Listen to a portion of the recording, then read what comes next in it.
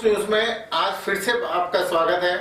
आज हम बात करेंगे राजस्थान में कांग्रेस की चुनावी हलचल और सचिन पायलट के तलाक के बारे में।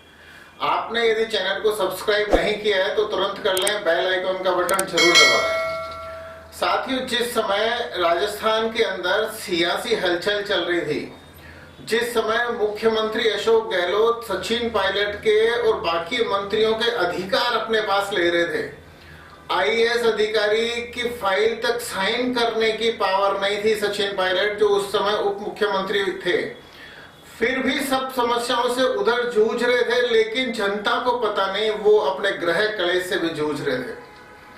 वहां घर के अंदर बहुत बड़ा तूफान मच रहा था, क्योंकि सचिन और सारा पायलट के बीच के अंदर नोक-झोंक, बहस इस कदर बढ़ गई कि आखिरकार उन्हें तलाक लेना पड़ा। और तलाक भी ये सुखद नहीं है, क्योंकि दोनों बच्चे सचिन पायलट साहब के साथ में हैं और सारा बिल्कुल फ्री। दूसरी तरफ आपको बता दें कि जब ये दोनों एक साथ पढ़ते थे, वहां इनका लव अफेयर चला, बाद में जब शादी हुई उस समय जम्मू कश्मीर से उमर अब्दुल्ला, फारूक अब्दुल्ला ये सब पक्ष में ही नहीं थे, क्योंकि वहां उनकी सारी सियासत मुस्लिम वोट बैंक के ऊपर डिपेंड थी। और मुस्लिम वोट बैंक के अंदर ये संदेश जा रहा था कि मुसलमान की लड़की हिंदू से शादी करने जा रही है, तो संघर्ष बहुत तेज था। दूसरी तरफ राजेश पायलट के परिवार में भी तूफान था कि उनका लड़का सारा से शादी कर रहा है, लेकिन अपने घर वालों को धीरे धीरे सचिन पायलट ने मना लिया। और नहीं माने तो जम्मू कश्मीर के मुख्यमंत्री और पूर्व मुख्यमंत्री, क्योंकि दोनों बाप बेटे ही मुख्यमंत्री रहे हैं जम्मू कश्मीर के, फारूक अब्दुल्ला भी, उमर अब्दुल्ला भी, और वे इनकी शादी में भी नहीं आए। इतने प्रभावों से जूझते हुए जिस लड़के लड़की ने सबको दरकिनार करके और शादी की, वो शादी टूटने की कगार पे आ रही थी, तो वो इंसान किस समस्याओं से जूझ रहा होगा। एक तरफ सियासी समस्याएं, मतलब आदमी को ऑफिस में भी भयंकर टेंशन कि कब उसकी नौकरी चली जाए, और घर में भी ऐसी टेंशन कब तलाक हो जाए। इन सभी चीजों से जूझते हुए सचिन पायलट ने कभी भी ये एहसास नहीं होने दिया, जनता को भी नहीं होने दिया, अपने समर्थक एमएलए को भी नहीं होने दिया, अपने समर्थक विधायकों, मिनिस्टरों, किसी को भी नहीं होने दिया कि मेरे अंदर क्या चल रहा है और मैं कैसे इन समस्याओं से लड़ रहा हूं। और शायद यही पर्सनालिटी थी कि पब्लिक उसके साथ थी। फोर्स न्यूज ने बहुत सारे एपिसोड ऐसे जारी किए जिसके अंदर अशोक गहलोत के जितने भी षड्यंत्र थे वो सारे पर्दाफाश किए कि सचिन पायलट को कैसे वो हाशिए पे ले जाना चाहते हैं। और उन्होंने पूरी कोशिश की गहलोत ने कि कैसे भी सचिन पायलट कांग्रेस छोड़ के चला जाए, क्योंकि कांग्रेस यदि सचिन छोड़ के चला जाता है तो फिर एक छत्र शासन गहलोत का राजस्थान की राजनीति में तो कम से कम हो जाएगा। अब ये तो सचिन पायलट के साथ में जो भी घटनाएं घटी वो, लेकिन अब बात करते हैं हम सियासी गणित की। राजस्थान के अंदर जिस तरह से कांग्रेस ऐसा समझ रही थी कि वापस से वो सरकार रिपीट करेगी, लेकिन नहीं करेगी। आज का ये वीडियो आप चाहे सेव करके रख लेना, 1 महीने बाद जब सरकार शपथ ले रही होगी तब मैं आपको बताऊंगा कि हम इस गणित पे कैसे पहुंचे। आज भी आपके सामने बिल्कुल पत्ते सारे खुले हुए हैं।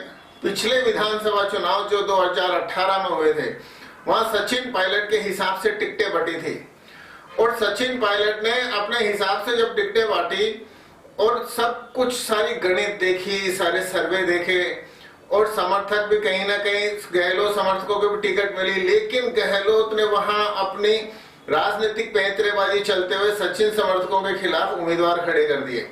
आज जो आप ये देख रहे हो कि इस निर्दलीय को कांग्रेस की टिकट मिली, इस निर्दलीय को कांग्रेस की टिकट मिली, वो निर्दलीय नहीं थे, वो गहलोत समर्थक थे।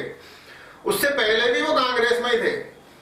अब अभी जो सिनेरियो चल रहा है, जिस तरह से गहलोत साहब ने पूरे आलाकमान के ऊपर कब्जा कर लिया और टिकटें अपने हिसाब से वितरित कर रहे हैं, यहाँ तक कि दैनिक भास्कर जैसे अखबार ने तो लिख दिया कि सारे के सारे ये कांग्रेस कमेटी नहीं, ये अशोक गहलोत कमेटी ने टिकटों का वितरण किया है। अब ऐसे समय में सारा गुर्जर समाज के अंदर बहुत बड़ा आक्रोश कि जब हमारे आदमी को, जब सचिन पायलट को सीएम ही नहीं बनाना, क्योंकि बन नहीं सकते अब, जिस तरह से टिकटों का वितरण हुआ है, अगर सचिन अपने समर्थक जो लगभग 45 के लगभग हैं उनको सीट जिता भी लाते हैं, 150 के लगभग जो सीटें वितरित हुई है वो गहलोत और उसके इस तरह के लोग बाग हैं कि कभी भी गहलोत जब मुख्यमंत्री के लिए ताल ठोक देंगे तो उनके साथ रहेंगे और फिर से सचिन पायलट सीएम नहीं बन सकते। जिस तरह का टिकट वितरण अभी तक हो चुका है और जिन लोगों को संकेत मिल गए, जिनको टिकट नहीं मिली उनको संकेत मिल गए कि भाई आप जाके और अपना चुनावी प्रपत्र लिया हो, फार्म लिया हो, आवेदन लिया हो, उसको भर के जमा करा दो, टिकट एंड टाइम पे दे देंगे।